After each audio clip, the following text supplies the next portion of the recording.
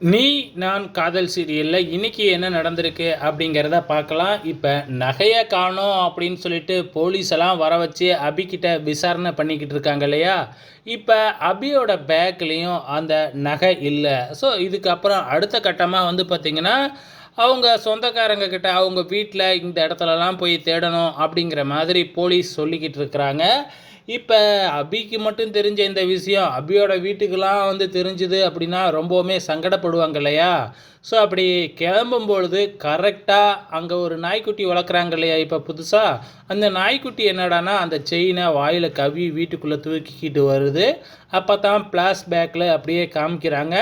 முரளி அபியோட பேக்கில் அந்த நகையை வச்ச உடனே அந்த நாய்க்குட்டி போயிட்டு அந்த நகையை எடுத்துருது. ஸோ அதுதான் பேக்கில் காமிக்கிறாங்க. ஆக மொத்தத்தில் அபி இதிலேருந்து எஸ்கேப் ஆகிட்டாங்க. ஸோ அப்போ வந்து பார்த்திங்கன்னா, ஒரு வேளை நாங்கள் நகையெல்லாம் எடுத்து பார்த்துக்கிட்டு இருந்தேன், அப்போ கீழே விழுந்திருக்கோம், அப்போ நாய் எடுத்துகிட்டு போயிருக்கோம், தேவையில்லாமல் நம்ம மற்றவங்க மேலெல்லாம் சந்தேகப்பட்டுட்டோமே அப்படின்னு சொல்லிட்டு ரொம்பவுமே ஃபீல் பண்ணுறாங்க அஞ்சலி, பாட்டி எல்லாருமே.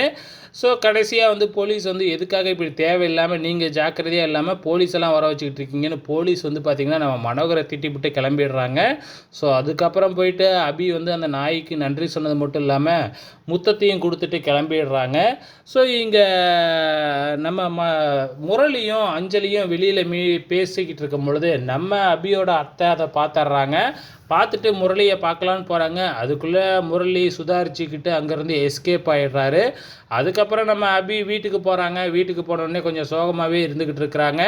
அந்த டைம் பார்த்து முரளி வீட்டுக்கு வராப்புல. முரளி வந்தால் அவங்க அத்தை கேள்வி கேட்பாங்க இல்லையா? ஸோ அஞ்சலி கிட்ட பேசிக்கிட்டு இருந்தீங்களே என்னாச்சு அப்படின்னு சொல்லி எதுக்காக பேசுனீங்கன்னு கேள்வி கேட்பாங்க இல்லையா?